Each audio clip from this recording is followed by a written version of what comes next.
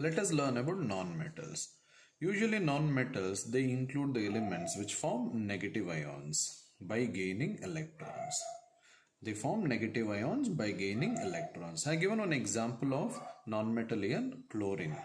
Chlorine will always gain or accept electrons. When it accepts electron, it forms a negative ion. You can have a look at here. As it has accepted one electron, I have written one negative charge here, minus.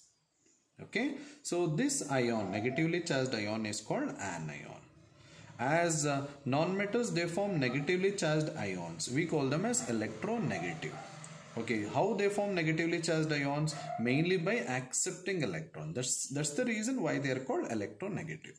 Whereas if you recall, metals are electropositive. They lose electron and they form cations, remember.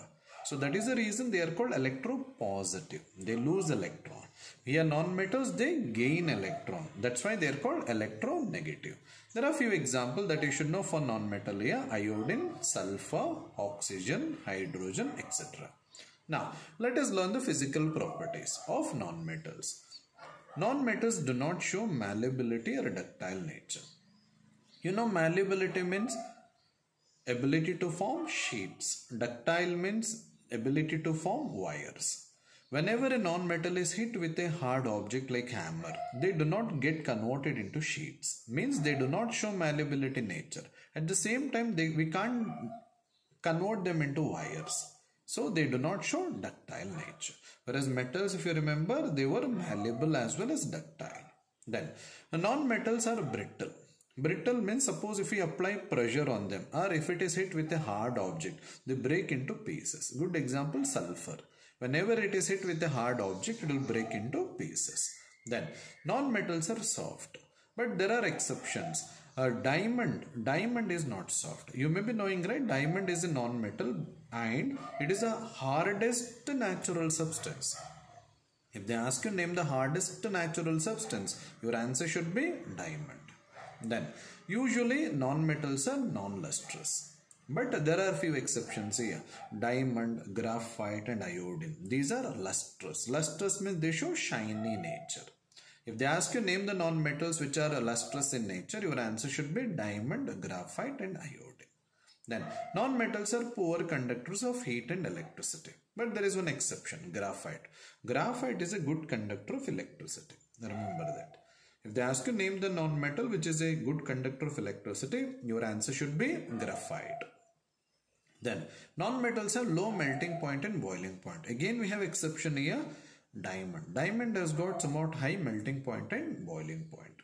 Now in non-metals, comparatively, so they exist in solid, gases or liquid. Out of these, solid have slightly higher boiling point compared to the non-metals which are present in gaseous or liquid form. For example, for solid non-metals, boron, silicon and carbon. Now, what is allotropy? Few elements, they can exist in different form. Different form means they can be present in the form of crystal, otherwise it can be present in the form of powder, which we call it like amorphous. So that is called as allotropy. Okay, elements present either in crystalline form or amorphous form. Carbon, which is a non-metal, it exhibits allotropy. It has crystalline form as well as amorphous form. Okay, crystalline form of carbon are diamond and graphite. If they ask you name the crystalline form of carbon, your answer should be diamond and graphite. Whereas if they ask you name the amorphous form of carbon, you can give the example of coal, coke will do. Now, you should know, like you already know, diamond, it is the hardest natural substance. Even its melting point as well as boiling point is also quite high. Then graphite. Graphite is a good conductor of electricity. Let us learn this activity 3.7. So this activity shows the physical properties of non-metals. We need to collect the sample of carbon. Okay, coal, that is amorphous form of carbon, that is amorphous means powder form. Graphite, crystalline form. Then sulfur and iodine. Now let us learn the physical properties that is mentioned in this particular table. Now element we know, carbon, its symbol is C. The other one is sulfur, symbol is S. Other one is iodine, the symbol is I. Okay, carbon. Type of surface if we consider. Carbon, it exists in both non-lustrous and lustrous form. Lustrous form of carbon is diamond. Diamond is lustrous. Even graphite is also little lustrous. Like even coal is non-lustrous. That is, amorphous form is usually non-lustrous. Then sulfur. Sulfur is non-lustrous. It is not having shiny bright surface. Iodine is lustrous. Okay. Then hardness. Carbon. Again, a diamond is the hardest natural substance. So in carbon, even like it is hard as well as soft. Coal is an example for a soft type of carbon. Sulfur. Sulfur is soft. Iodine is soft. Malleability and ductility is not exhibited by any of the non-metal. Malleability means the ability to form sheets.